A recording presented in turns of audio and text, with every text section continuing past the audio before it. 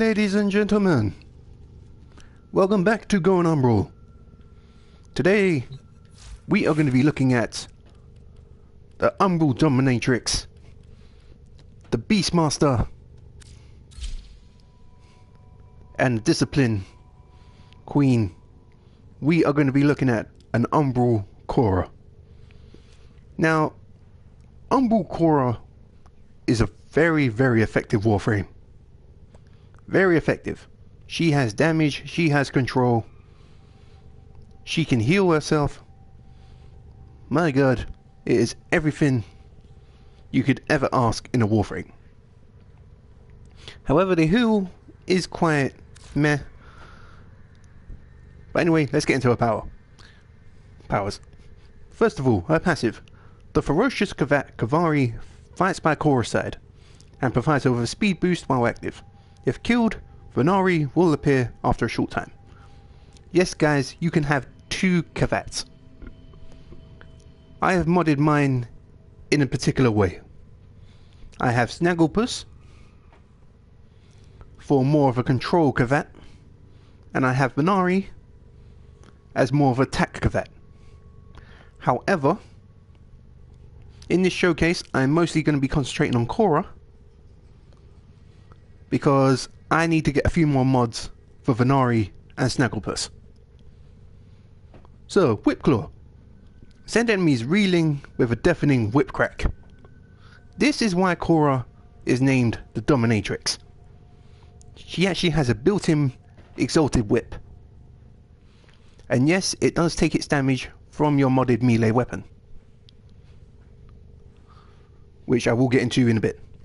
It has a 19 meter range, a 9.5 meter radius, that's for the point of impact,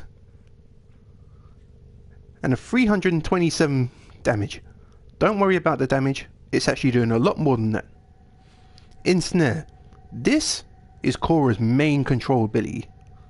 I can group together a whole group of enemies, and honestly, it is quite hilarious to watch.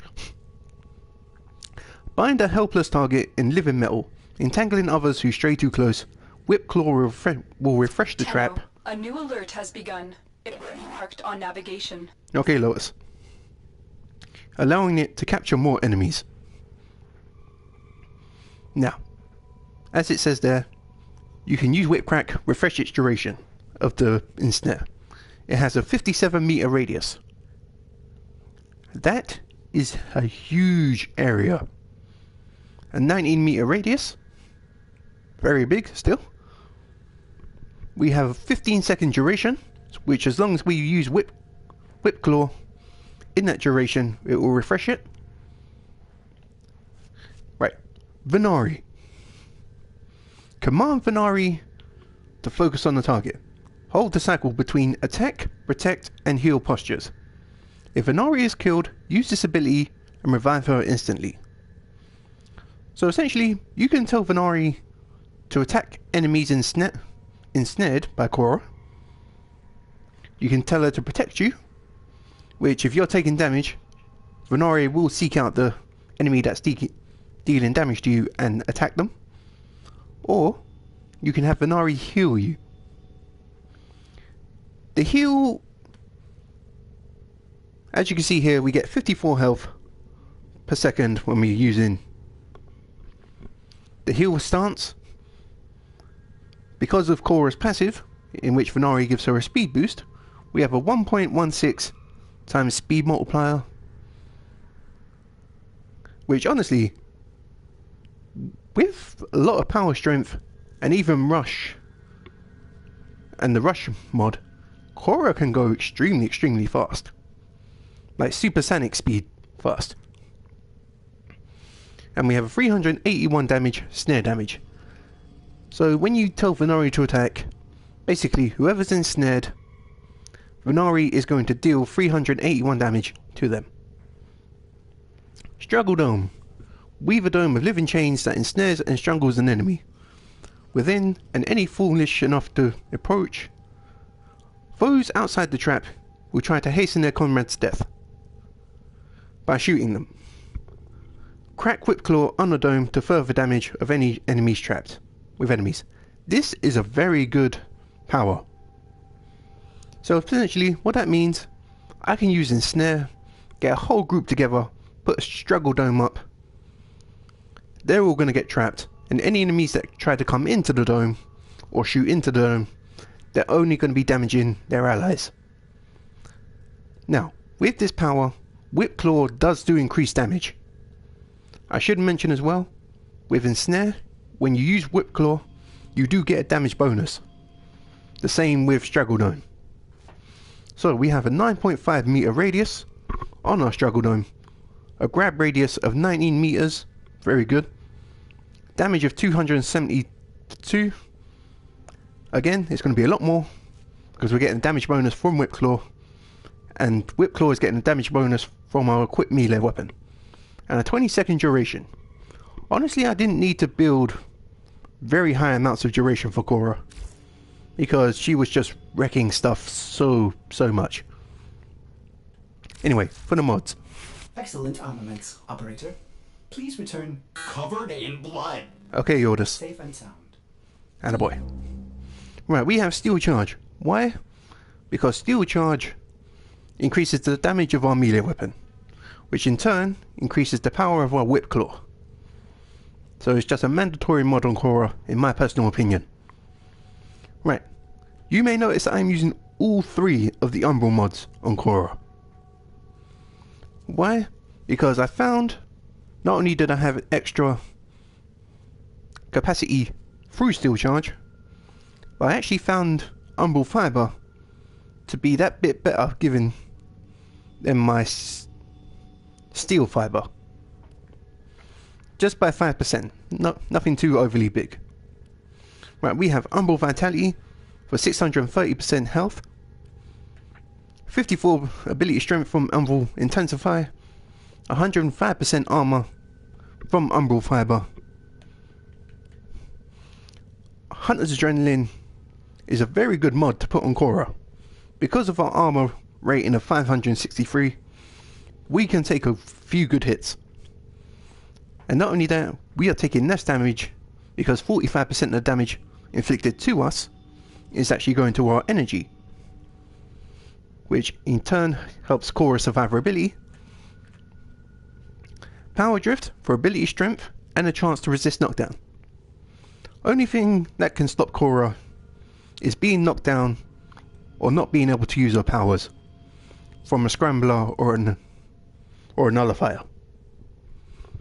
Besides from that, Khora can Shrek. She will wreck everything. Continuity for just a bit of increased duration. I wanted to try and maintain near enough 100% duration, so I had decent times on my Ensare and my Straggledome. We have Fleeting Expertise for ability efficiency and negative ability duration. As I said, we can counteract the negative ability duration with Constitution and Continuity, but the 60% efficiency is just so handy for Khora. Overextended for ability range and negative power strength. Honestly, with the power strength we have on this build, what's that? 69. We are getting a plus 9% ability strength bonus, which obviously we've negated the negative part of that mod, and we just have increased range. Constitution for a faster knockdown recovery and more ability duration. This coupled together makes Khora very, very powerful. Now for Khora's weapons of choice. We have a very unexpected weapon I didn't expect to use for Khora. We have the Sabaris Prime, one of my favourite burst rifles in this game. Now I do have a Riven for mine. If you don't have a Riven, I would highly suggest you bring maybe Argon Scope if you have it, Hunter's Munitions, Bladed Rounds, or even Hammer Shot. Now don't be fooled, Hammer Shot apparently is a meme mod, however it can be quite powerful when used correctly in some builds. Anyway, for the Sabaris Prime we have Malignant Force, high voltage for corrosive, split chamber and vigilante armaments for the 150% multi-shot. Not only are we going to be shooting 2 guaranteed bullets each time we fire the sparrows, but we have a 50% chance at a third. We have crit damage from Vital Sense, 120%, Serration for damage, Point Strike for critical chance, and on my Riven, I have damage, punch through, and reload speed, which essentially turns my Cerberus Prime into a monster. On console, on Xbox, I did have a crit damage, crit chance, and damage Riven for my Cerberus. I was shredding stuff, even high level targets. So the chosen weapon of choice for Khora to maintain her dominatrix theme is the Atarax. Honestly, this weapon fits Khora very well, even if you just want to go in melee. Please note, Maiming Strike was nerfed a bit. However, I never really used Maiming Strike. I found sliding around using melee attacks was a bit boring. I'm using Burning Wasp, however I would highly suggest you use the stance Coiling Viper because it has a bit more fluid combos than Burning Wasp. Excuse me. Right, for the mods, we have Viral from Vicious Frost and Virulent Scourge. Not only that, we have 120% status chance, helping us to achieve that 52%. We have Prime Fury for a faster attack speed, Jagged Edge for extra slash, so we're prioritizing that slash damage. The Atarax only has a 1% Riven disposition, which essentially what that means is this weapon is extremely popular. So the Rivens you get for it are going to be kind of meh. True Steel for critical chance, Organ Shatter for critical damage, Pressure Point for extra damage, and Drifting Contact for combo duration and status chance. Now, for those who don't know, Whipclaw actually does have a combo counter. The more you use Whipclaw, the more that counter goes up. And from my testing, Drifting Contact does affect Whipclaw. And obviously the 40% status chance just to get to 52% so we can proc more. So the 40% chance, critical chance, the 5.7 multiplier and the 52% status are going into our Whipclaw. Venari and Snagglepuss, I'll show you their mod setups. However, do know I'm going to do separate episodes for them. As for Venari,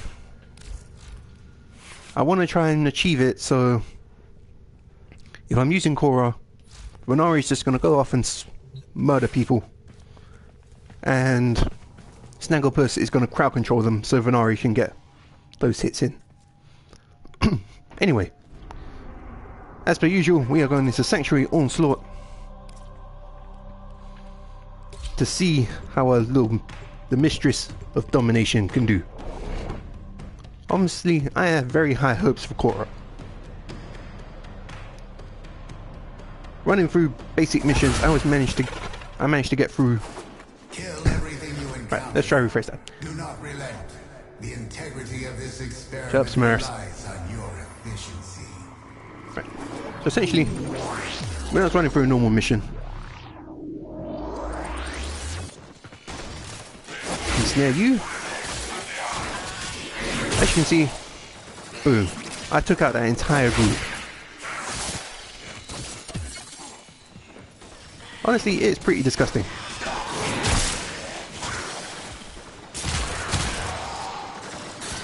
Cerberus Prime makes a very good primary weapon for Khora, especially with punch proof.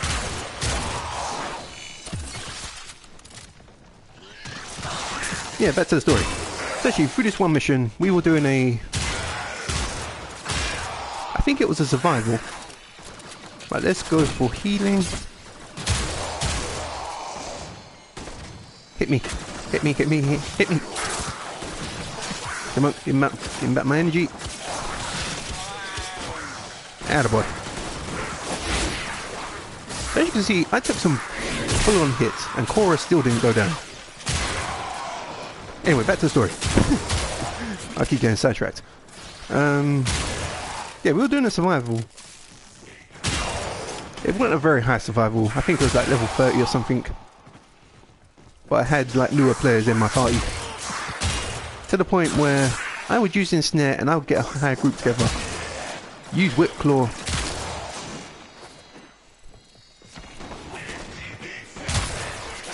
Use Whipclaw and pretty much rinse and repeat. It made for a very cheesy time. Because the enemies couldn't do nothing because they were ensnared. And if I use Whipclaw, as you saw with that group,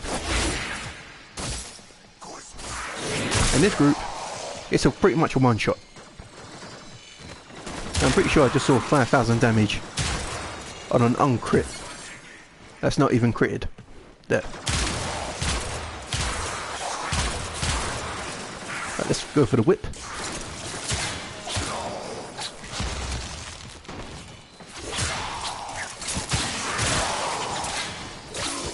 That Rex is a very good melee weapon. I don't understand why people built it for just sliding. Don't get me wrong, I know it could red crit when it slid. However, for me it was a very mundane way of playing. Much like with Ash's Blade Storm, to be honest. There we go. 63% efficiency. And we're in zone 2 already. Right, so let's ensnare you. So you can see we're getting enemies from a very wide distance away. From a control perspective, that is a huge, huge amount. As you can see, all I have to do is ensnare one, get a big group together, boom. Like, Khora is a monster. Not only does she tank, she can control and deal damage. Honestly, it is a very, and heal herself. She's a very efficient warframe. Not efficient, self-sufficient warframe, I meant to say. Sorry. Like, she don't need no warframe. She don't need no warframe helping her. Look at that. That is just disgusting. The fact that I can do that honestly makes me so happy.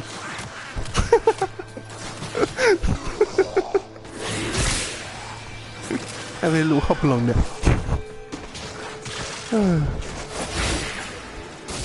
And honestly, it's moments like this that I enjoy doing my Umbral builds. Honestly, it's times like this that I enjoy doing my unconventional builds full stop. Like, obviously in Borderlands we're doing a very unconventional build with Maya, in which we're using Torgue weaponry. Normally that wouldn't be done. But honestly, I actually had a comment when I was doing one of the episodes on the PlayStation that, which was very nice actually.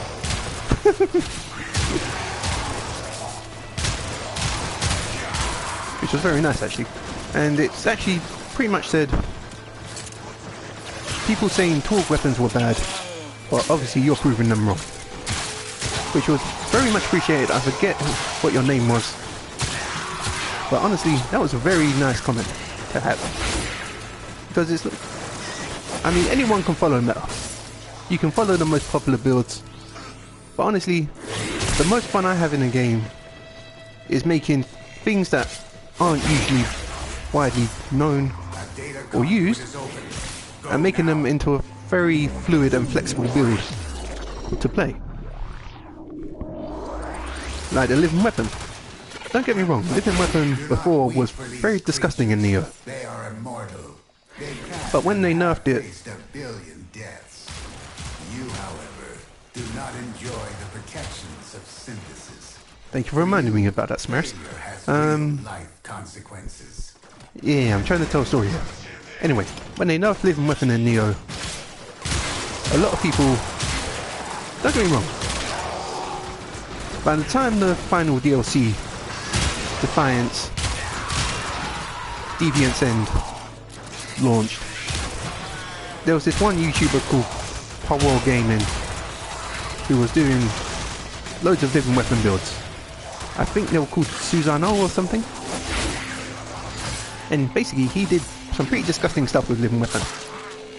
So I was like, you know what? I need to try something, not just where I first use Living Weapon for a short period, but you know what? I need to do something that I can maintain Living Weapon for a very long time, if possible. And that's how the Black Fox came to fruition. And the Musashio Benkei build, which is basically a max toughness axe build. And honestly, it's builds like that that make me very happy to play games. That I can take the most unconventional stuff and make it OP, in a way. Like another one of my favourite builds from Neo was actually the Paralysis and the Poison build. Because people, though they used it, they never mainly focused their build around it. It was more of a supplement to a final crit, to a final blow build or something. But the way I did it made it so I could poison stuff quite fast or paralyze things very fast and get that bonus damage and maintain a cycle in which I could keep on getting that damage consistently. I don't know. I guess what I'm trying to say is, when I play a game, I play it for the most unconventional builds that I can do. Like,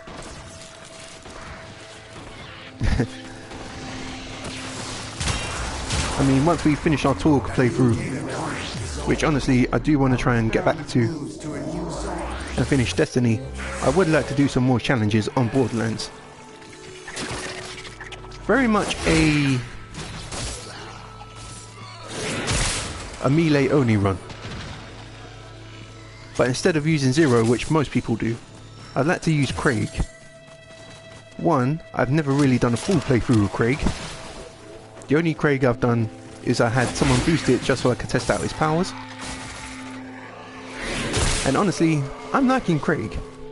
I ain't played him for a whole playthrough, and I know melee only is going to be very difficult, especially when we don't get Roid Shield until about level, I think about 15?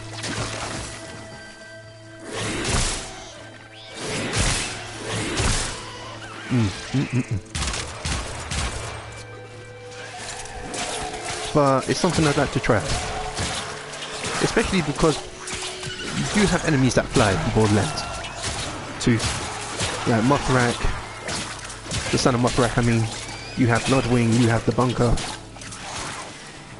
and with Zero, I feel Zero, from what I've seen, struggles quite a bit with flying enemies.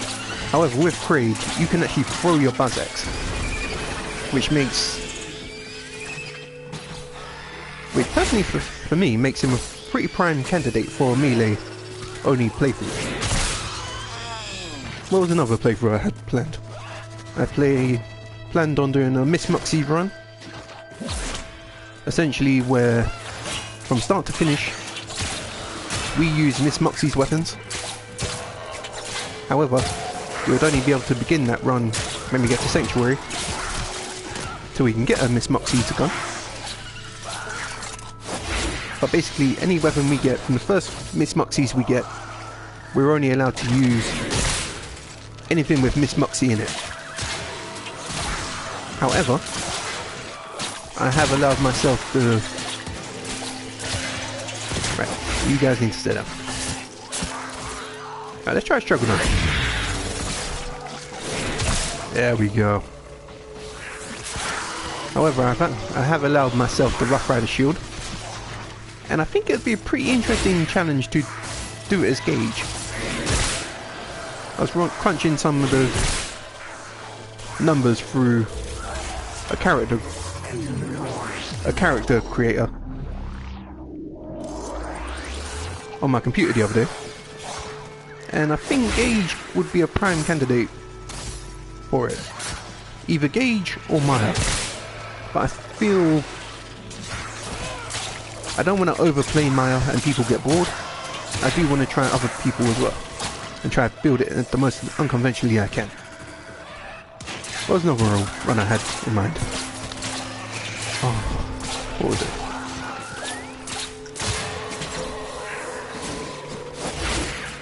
Oh, there was another one with a rocket launcher. I was going to call it the Big Boom Challenge. Basically, I had to play through the game using rocket launchers. Which honestly, I think you could personally do. Oh wow, we're in Zone 5. I was chatting away and I forgot to end it. Oh well, we'll have a bit of a longer one today. Basically playing through with a rocket launcher and seeing how far I can get into the game and what bosses I can kill. Because rocket launcher can do pretty good damage. Can do very good damage. However, the ammo economy on a rocket launcher could be quite challenging. A starter pistol challenge is also another thing I've considered. Weighing that up, I think it'd probably be Gage I do that with, providing the anarchy don't affect the burst fire of the starter pistol.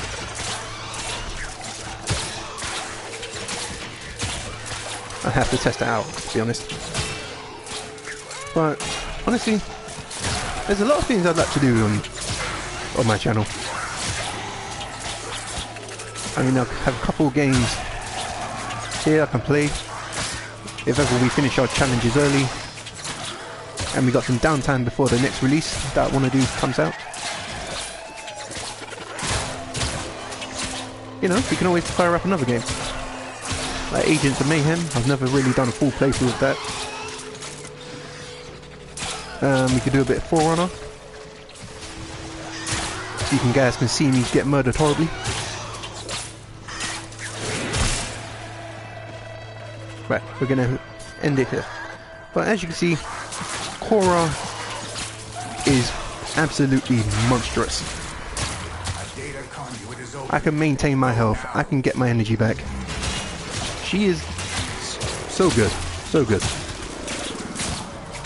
If you're ever on the fence about getting Khora, don't be just grab her. Hurry, Hunter. The conduit is closing fast. Also, I should mention, I forgot to mention this on the previous episodes I did. That would be Ember and Frost. As of the beginning of this week, I was watching back some of the other episodes I did, and I found there was a few things I never touched on with those warframes.